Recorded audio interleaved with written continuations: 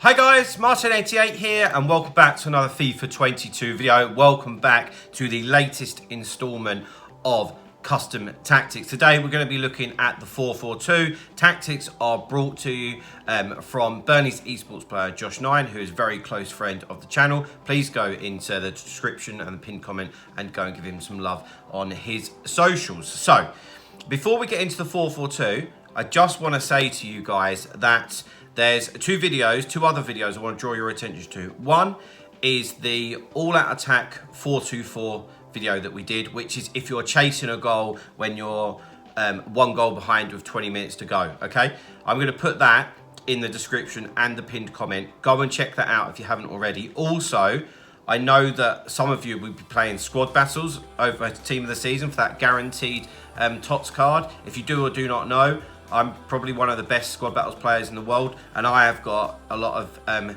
tactics up on my channel regarding squad battles which work for lots and lots of people. So I'll put them in there for you as well. Okay, right, let's get stuck into what we are here for.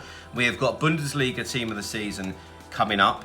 We've already been through a couple of formations and tactics, and today we're going to get into a very popular one, which on screen, as you can see, is the 4-4-2. Let's get straight into it, let's explain it and see whether you guys like it or not. Of course, going through all these formations over Team of the Season, because it's so sweaty, obviously, and you guys need the best chance you can get of getting your wins, and the truth is that some formations just don't work for some people. They could be the best tactics in the world, but if you don't really like playing that formation, it's just not going to work. So we're just trying to give you guys options. All right, so let's get into it.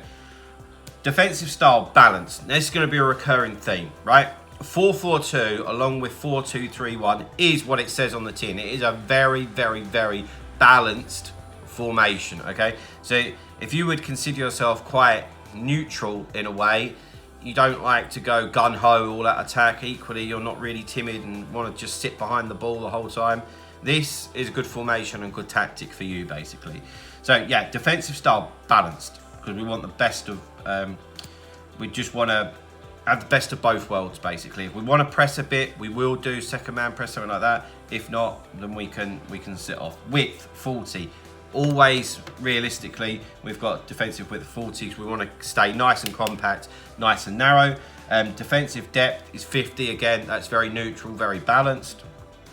Build-up play, sound like a broken record, balanced. Why? Because again, we want the best of both worlds. We want, we don't want to be predictable, and we want to have lots of different options at our disposal, which realistically is what the 4-4-2 does. You can go wide. You've got two strikers, so you could go long, you could go short, you know, you can go slow, you can go fast. There's lots of different options, you know.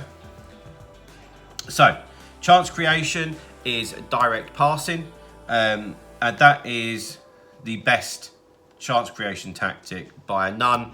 Basically what it does is allows your players to make forward runs, which is what you're going to need, because essentially it's what gives you options, and you need options to play ball forward to create opportunities to score goals to win games. Width, offensive width is 50. Again, that's very balanced, very neutral. We have width in the team. We don't need to expand that any further whatsoever. Again, there's no point reducing that width though to like 40, because if you don't want it to be wide, then don't play 4-4-2. You know, 4-4-2 has two wingers. If you don't want that, play a more narrow formation, would be my advice. Players in the box is 6. We've got the 4 midfielders, 2 strikers. Simple as that. Corners and free kicks is always on 1, because we do not want to get countered at all. Right, okay, into the player instructions. Back 4, all stay back while attacking, like normal. I say this in every tactics video we do, of course. That doesn't mean that the fullbacks have to stay back, but you're more in control. You can run forward with the ball, with them, trigger runs, that type of stuff. But they're not just going to wildly just run out of position, which of course isn't what we want. Okay, into the centre mids. So they're both on stay back while attacking and cover centre, okay? Now the reason they're on stay back while attacking is because they are central midfielders and not CDMs, okay? So they're naturally higher up the pitch anyway, and you'll probably still find that when you're attacking, they might make the odd run due to the direct passing tactic. Sometimes, not all the time, but sometimes they might do. But also, they're going to be far forward enough to be involved in your attack.